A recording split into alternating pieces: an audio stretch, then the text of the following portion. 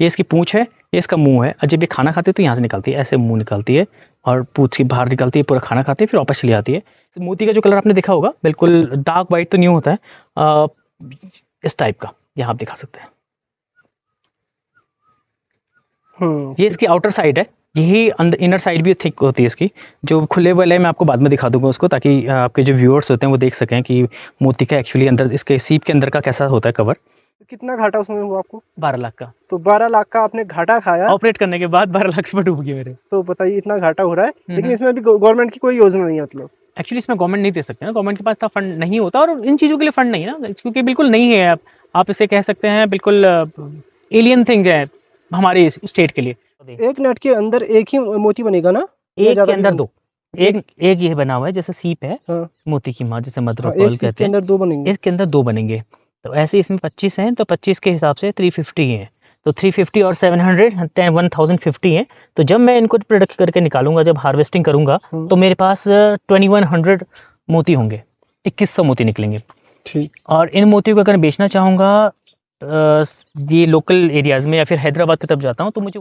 नमस्कार दोस्तों, स्वागत है आपका गांव वाला चैनल के एक और वीडियो पे। दोस्तों आज की वीडियो बहुत ही बढ़िया होने वाली है। आप जानते हैं कि सोमेश्वर घाटी के लजुड़ा गांव से मैं वीडियोस बनाता हूं और अक्सर अपनी वीडियो में उन लोगों को दिखाता हूं जो हमारे उत्तराखंड में, हमारे पहाड़ में कुछ विशेष कार्य कर रहे हों, खासकर कृषि, बागवानी या फिर स्वरोजगार के क्षेत्र में। इसके लिए दोस्तों मैं एक गाँव से दूसरे गाँव, एक जगह से दूसरी जगह जाता हूँ और ऐसे लोगों को खोजने की कोशिश करता हूँ जो बढ़िया कर रहे हों। तो इसी कड़ी में आज मैं जा रहा हूँ बेह गाँव में, जो कि पड़ता है पातली बगड़ से अंदर, हवलबाग ब्लॉक में ये गाँव है और अल्मोड़ा जिले में पड़ता है। तो वहाँ पे एक भाई है हमारे सुनील बिष्ट, जो कि बहुत ही शानदार काम कर रहे हैं। तो वो जो है मोती की खेती कर रहे हैं। मोती आप जानते हैं कि एक रत्न है, तो कई लोग तो जानते भी नहीं होंगे कि उत्तराखंड में मोती की खेती किस तरह से हो रही है। तो बहुत शानदार काम है, उत्तराखंड में गिने चुने लोग ही इस काम को कर रहे हैं। तो किस तरह से काम होता है, कैसे मोती की खेती होती है, वो आज आपको देखने को मिलेगा।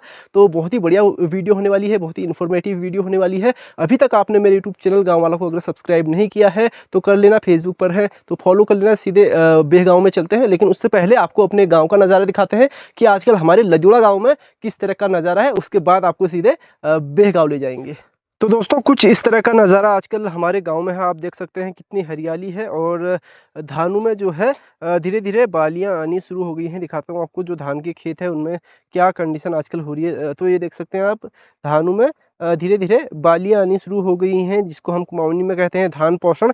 तो धान जो है पोषने लग गए हैं, अगले महीने जो है धान कटने के लिए तैयार हो जाएगा। तो बहुत ही खूबसूरत गाँव है हमारा लजुड़ा, जो कि सोमेश्वर घाटी में पड़ता है। इस तरफ को लजुड़ा कहते हैं और उस तरफ को कहते हैं सलौंज। वहाँ पे कोने में जहाँ पे आपको पीली पीली बिल्डिंग दिख रही है, वहाँ पे हमारा स्कूल है, इंटर कॉलेज सलौंज। तो वहाँ तक पूरा एक ही ग्राम सभा है। तो फिलहाल आपको बेह ले चलते हैं और मिलाते हैं सुनील बिष्ट जी से, जो कि बहुत ही शानदार काम कर रहे हैं।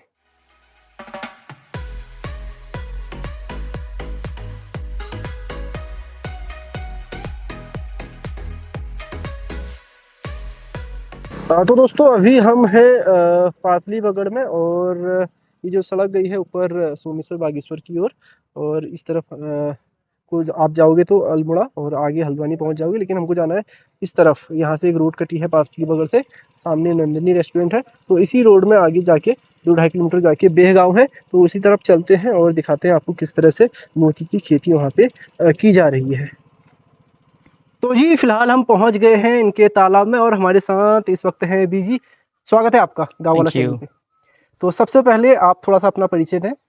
नमस्कार, मेरा नाम सुनील सिंह बिष्ट है, मैं ग्राम बे से हूँ, हवलबाग ब्लॉक का। एंड मैं यहाँ मोती की खेती करता हूँ।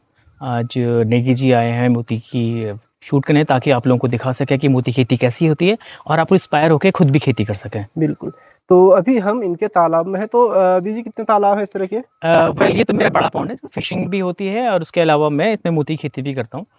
फ़िश मैं इसलिए डाली है क्योंकि फ़िश का जो फीड बच जाता है, जो बिल्कुल फ़िश खा लेती है, फिर गंदगी होती है, वो जो सीप होती हैं, जो मोती की माँ होती है, वो खुद अपने लिए खाना बनाती है, उससे खाना खाती है और माइक्रो न्यूट्रिएंट्स उसको मिल जाते हैं। सो अच्छी फीडिंग हो जाती है, तो अच्छे न्यूक्लियस निकल जाता है उसमें से। ठीक है। एंड एक ये बड़ा है, बाकी 2 छोटे हैं, जो छोटे पॉन्ड से नर्सरी वाले, उसमें भी आपको बाद में दिखाऊंगा। अच्छा ये बताइए मोती होता है क्या, सबसे पहले तो बताइए। मोती होता है जैसे राजा महाराजा जो मोती की माला पहनते थे। एंड साइंटिफिक मैं कहूँ तो ये सोडियम नाइट्रेट या फिर सोडियम सल्फेट ऐसे कुछ होता है, उसका न्यूक्लियस का बनता है।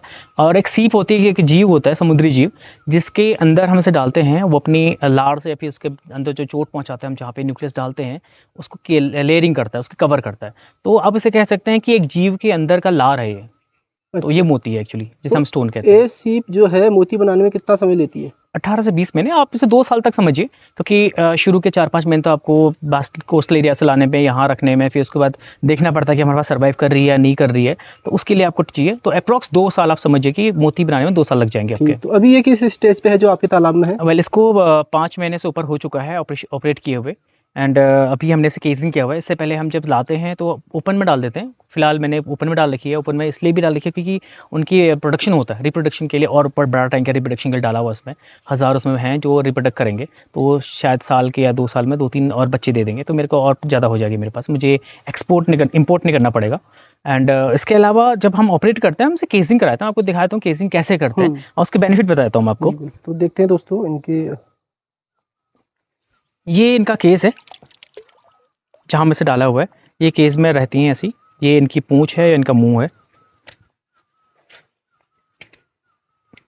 ये जो पूरा हमको दिख रहा है गोल गोल जैसा, अंडाकार जैसा, इसको क्या कहेंगे हम? ये सीप है। ये सीप है। इंग्लिश में से मसल कहते हैं। ये पकड़ो। हाँ हाँ, पकड़ सकते हैं। ये लीजिए, ये उल्टा हुआ है, ये ऐसे रहते हैं एक्चुअली। ये तालाब में गए होंगे तो यहाँ से इनका वाइट सा लेयर निकलती है बाहर को, जो उसकी जीभ होती है बिल्कुल ट्रांसपेरेंट होती है, बहुत पतली है, वैसे थिक होती है, जैसी बाहर आती है वो बिल्कुल थिन हो जाती है, पतली पतली निकल जाती है। ये इसकी है। ये हर किसी का मुंह है। जो ये सफ़ेद हिस्सा ये है, ये क्या? हाँ, ये इसकी पूंछ है, ये इसका मुंह है। जब ये खाना खाते हैं तो यहाँ से निकलती है, ऐसे मुंह निकलती है और पूंछ की बाहर निकलती है, पूरा खाना खाते हैं, फिर वापस चली आती है।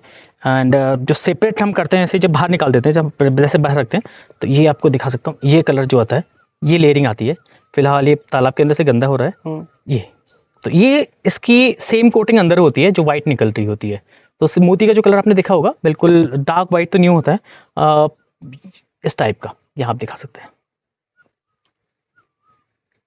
ये इसकी आउटर साइड है, यही इनर साइड भी थिक होती है इसकी।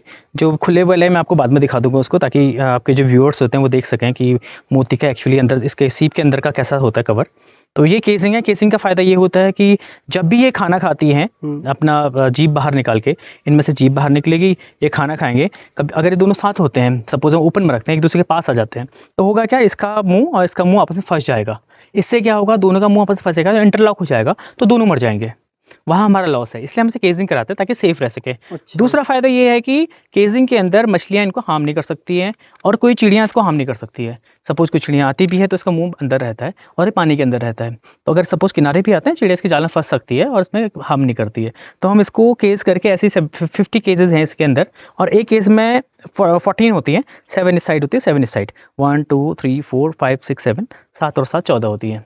तो उसमें अभी 50 हैं, तो 50 आप सोचते हैं 700 अप्रॉक्स इसमें है। तो इसको आपको मतलब इंपोर्ट किए हुए कितना टाइम हो गया सीप को? ये जो वाली है, ये एक्चुअली ईस्टर्न कोस्टल की है। ये मिदनापुर यानी कि बंगाल की है। तो इसको इंपोर्ट किए मुझे 2 साल हो चुके हैं। 1 साल तो मैंने इसको सर्वाइवल के लिए देखा कि हाँ सर्वाइव कर रही है या नहीं कर रही है। इसके बाद मैंने लास्ट ईयर भुसावल से मंगाई थी, महाराष्ट्र से।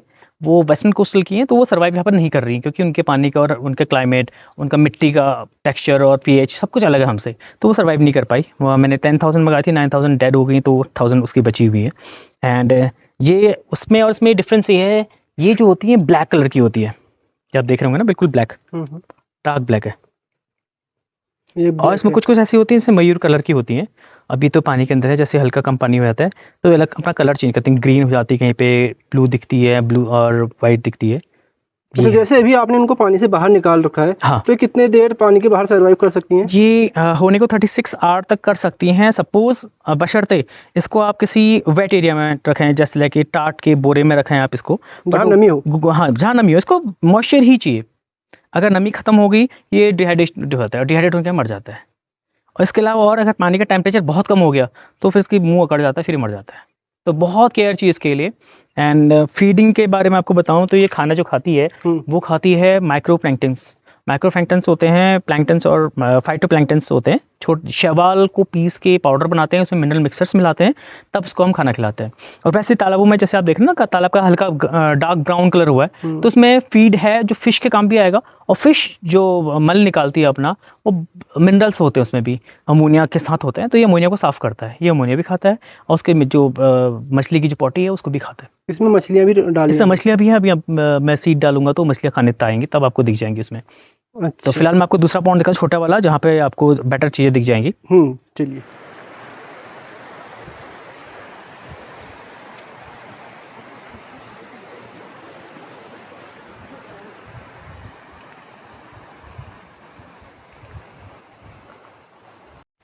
तो दोस्तों अभी हम जा रहे हैं दूसरे तालाब की तरफ। अभी जी यहाँ पे आपने कुछ ये रखे हुए हैं खोल हाँ, ये खोल के रखे, इसलिए मैंने कहा मैं दिखाऊंगा आपको। ये क्या ये है? जो डेड हो गई थी, बीच में हम लोग हर महीने चेक करते हैं कि किसमें कोई इश्यू तो नहीं आ रहा है, और मरे हैं तो क्यों मरे हैं वो भी हम चेक करते हैं।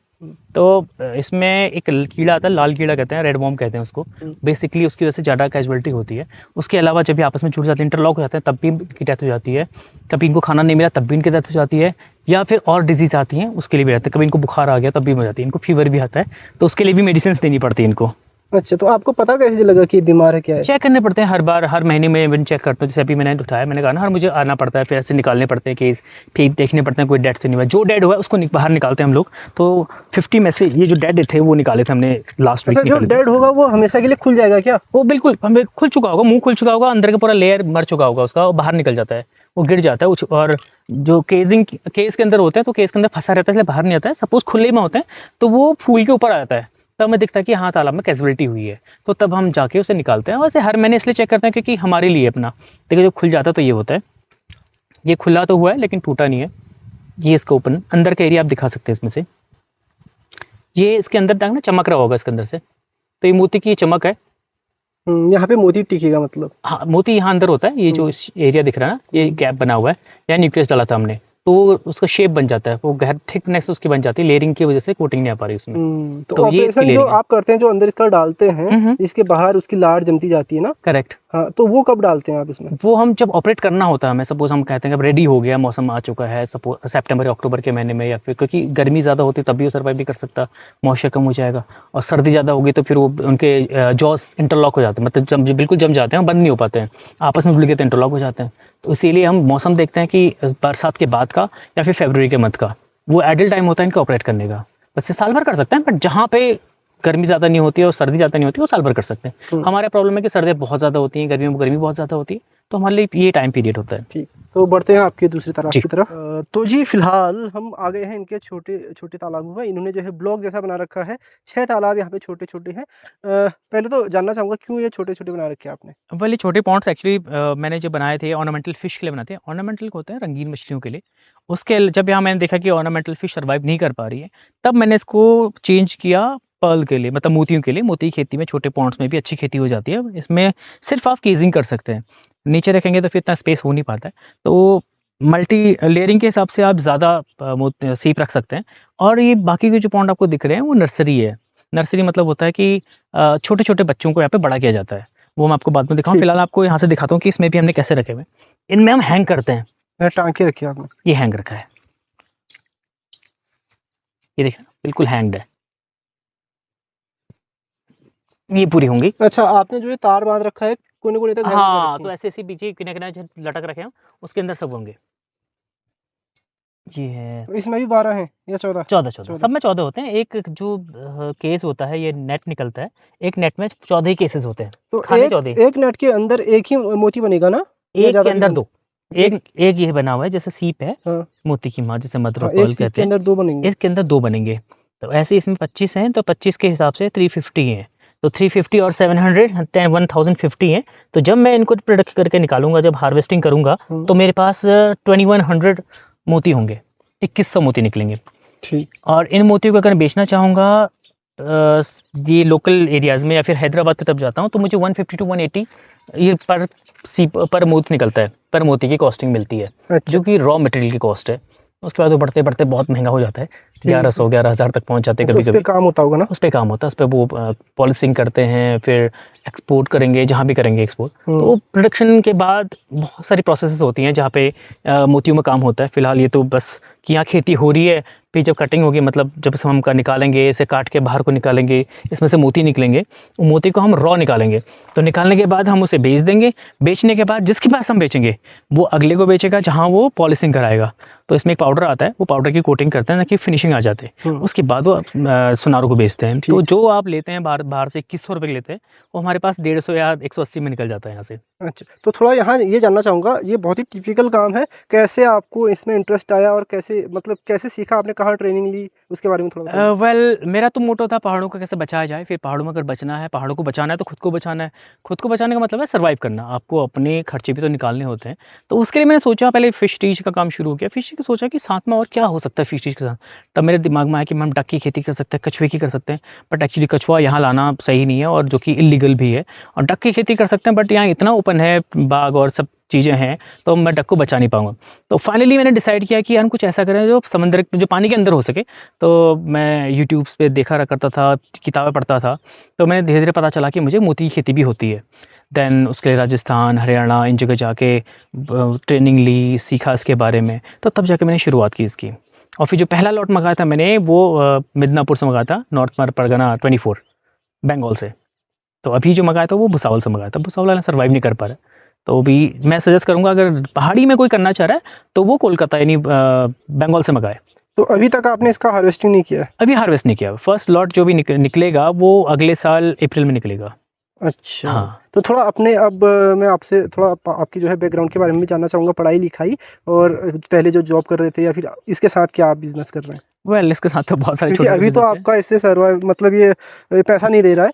ये तो नहीं दे रहा, बाकी बहुत सारे काम हैं। पहले मेरे पास गाय का काम था, अभी मेरे पास बकरियाँ हैं, मोर देन 50 मेरे पास बकरियाँ हैं। उसके अलावा मछलियों का काम है, मैं एसएसबी में मछलियाँ सप्लाई करता हूँ अल्मोड़े में, वहाँ उनके साथ कॉन्ट्रैक्ट है। 300 रुपये पर केजी मेरी मछलियाँ जाती हैं वहाँ पे। एंड ऊपर भी बड़ा पॉन्ड है और बहुत सारे पॉन्ड है मेरे पास, टोटल छोटे-बड़े मिला के 11 पॉन्ड है। तो मछलियों का अच्छा कारोबार है। इसके अलावा जो मेरा मेन जो पैसा आता है वो मेरे बिज़नेस से आता है। एक्चुअली मेरी फैक्ट्री है दिल्ली में, जो गवर्नमेंट टेंडर्स लेते हैं हम लोग लाइनर्स और आईडी कार्ड्स का, पैसा वहाँ से आता है, वो पैसा पहाड़ों को बचा रहा है। तो यहाँ पहाड़ों को बचाने के लिए फ़ंड की ज़रूरत है, फ़ंड मैं अपनी कंपनी से लेके तो आता हूँ। आप तो पहाड़ में हैं, दिल्ली में कैसे आप वो करते हैं काम अपना? काम मुझे तो वैसे भी जो भी इंसान बिज़नेस कर रहा है खुद नहीं करता है, लोग रखे रहते हैं, सब वो कमा के देते हैं। तो बिज़नेस करना बहुत ज़रूरी है हमारे लिए, क्योंकि बिज़नेस हम करने में ये होता है ना कि हमारे पास लिमिट्स नहीं होती हैं। हम जितना एक्सपैंड करेंगे उतना अर्न करेंगे, उतना अर्न करेंगे तो हम तो इस सोसाइटी के लिए काम कर पाएँगे। तो मेरा जो मोटो है एक्चुअली पहाड़ों को बचाना, और उसके लिए मुझे जो भी करना पड़े मैं करने को तैयार हूँ। अच्छा, तो दिल्ली जाते रहते हैं। दिल्ली जाना पड़ता है। क्या पढ़ाई की थी आपने? वेल मैंने एमकॉम किया हुआ है, मैंने मास कम्युनिकेशन में पीजी किया हुआ है, मैंने एमएसडब्ल्यू किया हुआ है और मैंने हिस्ट्री से एमए किया हुआ है। और जॉब भी की या फिर शुरू से ही बिज़नेस कर रहे हैं? नहीं, मैंने जॉब भी की हुई है। मैंने पेटीएम में जॉब की हुई है, प्रोक्योरमेंट टीम में, उससे पहले मीडिया में था, फ़ॉरेन में था, मतलब बहुत सारी जॉब्स की हैं। नाउ अब मैं यहाँ पे हूँ। विदेश भी गए? हाँ, कितने समय रहे? वहाँ पे 1 साल अप्रॉक्स रहा था हम लोग। जब एक प्रोजेक्ट थी, इंडियन टाइगर प्रोजेक्ट शूट था, तब गए थे वहाँ पे, कहाँ पे? इंग्लैंड पे। इंग्लैंड गए। हाँ, तो कैसा है इंग्लैंड और यहाँ के लोगों की सोच में अंतर? डिफरेंट है। वो कह नहीं सकते आप, इंग्लैंड और यहाँ के कंपैरिज़न कर ही नहीं सकते आप। अच्छा, तो जब आप यहाँ से आए मतलब बाहर से आए दिल्ली से आए, अभी भी आपकी फैमिली बच्चे शायद बाहर रहते हैं ना? हाँ, वो बाहर ही रहते हैं। वहीं रहते हैं। तो गाँव वालों का कैसा आपके मतलब जो होता है ना व्यवहार कैसा है? आपको मतलब बहुत बढ़िया से एक्सेप्ट करते हैं या फिर ऐसे दूर-दूर ही रहते हैं आपसे? तो होता क्या है ना, सोसाइटी का फ़र्क पड़ जाता है। मेरी सोच और उनकी सोच में बिल्कुल अंतर है। होता क्या है ना, मैं उनके लिए एलियन जैसा हूँ। मतलब मैं वो हूँ जिसको पागल कह सकते हैं। वो कहते भी हैं मेरे पीठ पीछे, मेरे क्या सामने भी कहते हो, पागल हो गया, क्या कर रहा है? अच्छे खासे ज़िंदगी छोड़ के, नौकरी छोड़ के, धंधा छोड़ के यहाँ बैठा हुआ है, वापस क्यों नहीं जाता है? तो ये लोगों की सोच है कि खुद ही मेहनत कर रहा है। तो मैं जंगलों में जो पेड़ लगाता हूँ, वो गाय को खिला देते हैं। कहते क्या हो रहा है, सदियों से हम यहाँ रह रहे हैं, पेड़ नहीं था, हम क्या जी नहीं रहे थे? तो वो मेंटालिटी उनकी है जो धीरे-धीरे शायद एक दिन चेंज हो जाएगी। उनको भी समझ में आएगी कि पहाड़ हमारे लिए कितने ज़रूरी हैं। है ना? हम ये भी बारिश हो रही है, इसका रीज़न भी हमारे पहाड़ ही हैं। अगर पहाड़ खत्म हो गए तो बारिशें खत्म हो जाएँगी। ये लोगों को समझ में तब आएगा जब सब खत्म हो जाएगा। तो अभी हम दोस्तों मतलब हम नहीं, ये इसमें जो है दाना डाल रहे हैं मछली का भी। मछली का और उसका खाना एक ही रहता है? नहीं, उसका खाना पाउडर होता है। अच्छा। आपने देखा होगा ना, तालाब में बिल्कुल ग्रीन था तालाब। होता क्या है, उसका खाना पानी में मिलाना, घोलना पड़ता है। वो फीड नहीं कर सकता, कट नहीं कर सकता है। वो पानी को अपने अंदर लेता है पूरा। उस पानी में जो मिनरल मिक्स होते हैं उसको ऑब्जर्व कर, जैसे हम ऑक्सीजन लेते हैं ना, हम स्पेशली ऑक्सीजन को खाते नहीं है, हम सांस लेते हैं। उस जो सांस ले रहे हैं उस हवा में नाइट्रोजन है, ऑक्सीजन है, इवन कार्बन डाइऑक्साइड भी है और बहुत सारी गैसेज हैं जो हम ले रहे हैं। बट इनहेल करके हम क्या करते हैं, सिर्फ ऑक्सीजन रखते हैं, बाकी निकाल देते हैं। ऑक्सीजन में कितना रखते हैं, 4%। 21% से 4% हम ले रहे हैं, 70% वापस कर रहे हैं। सेम उनका भी होता है, वो जितना मिनरल होता है अपने लेते हैं, उसके बाद उसकी सूसू पोटी कर देते हैं। और उनकी पोटी चावल जैसी होती है। अच्छा, हाँ, तो जब फर्स्ट टाइम देखोगे आपको लगेगा कि तालाब में चावल आ गए हैं, लेकिन एक्चुअली वो उनकी पोटी होती है। अच्छा, हाँ, बिल्कुल चावल के दाने क्योंकि आपने एक जाली में डाल के रखा है उनको। हाँ, मैं कहूँ वो बाहर कैसे, मतलब बाहर बिल्कुल निकलेंगे। उनकी जो जीभ होती है, जो मैंने दिखाया ना, पूंछ और उनका मुंह था, वहाँ से उनकी जीभ लंबी सी बाहर निकलती है। मैं आपको उसकी वीडियो भेज दूंगा, मेरे पास पुरानी वीडियोज़ हैं। एंड ऑपरेशन की भी आपको मैं शेयर कर दूंगा, उस पर आके आप दिखा सकेंगे ऑपरेट कैसे करते हैं, निकलेस कैसे डालते हैं। तो वो जो जीभ बाहर निकलती है, जैसे कुत्ता से पानी पीता है ना, ऐसे जीभ बाहर निकाल के, वैसे उनकी जीभ बाहर निकाल के वो पानी को सक करते हैं। जैसे हम सांस लेते हैं वैसे सक करते हैं। अब वो आपने देखा तालाब का पानी बिल्कुल नीला था, सॉरी ग्रीन था। ग्रीन मतलब है कि उसमें खाना मिला हुआ है, तो जब खाना मिला हुआ है तो खाने को पी रहे हैं। तो दोस्तों अभी हम आ गए हैं इनके ऊपर वाले टैंक में, जो कि सबसे बड़ा टैंक है इनका। कितने बाय कितने का है दीजिए? ये 12 मीटर चौड़ा है और 22 मीटर लंबा है। 12 बाई 22 का ये टैंक है। तो हाँ। यहाँ पे क्या मछलियाँ हैं? यहाँ मछलियाँ भी हैं और ये सीप का प्रोडक्शन टैंक है, मतलब इसकी जो साइड में है सीप होंगे, उनके बच्चे पैदा होते हैं यहाँ पे। और अच्छा, बीच में भी बच्चे हैं, जब वो बच्चे देते हैं किनारे किनारे आ जाती है। अच्छा। तो और मिट्टी के अंदर जो आप सीप लाए हो उनसे आप बच्चे भी, मतलब ब्रीडिंग भी करवा हाँ, रहे हो? जो बड़े हो जाते हैं 2 साल से ऊपर के हो जाते हैं, कुछ के तो मैं ऑपरेट करके उनको मैं मोती के लिए डाल देता हूँ, और कुछ यहाँ छोड़ देता हूँ। जैसे बंगाल के डाले हैं, कुछ महाराष्ट्र के हैं मेरे पास, वो भी यहाँ डाला है मैंने, ताकि वो सर्वाइव कर सके। और जैसी एनवायरमेंटली उनको इकोनॉमिकली हो जाते हैं, तो उसके बाद वो क्या करते हैं, बच्चे पैदा करना शुरू करते हैं मिट्टी के अंदर जाके।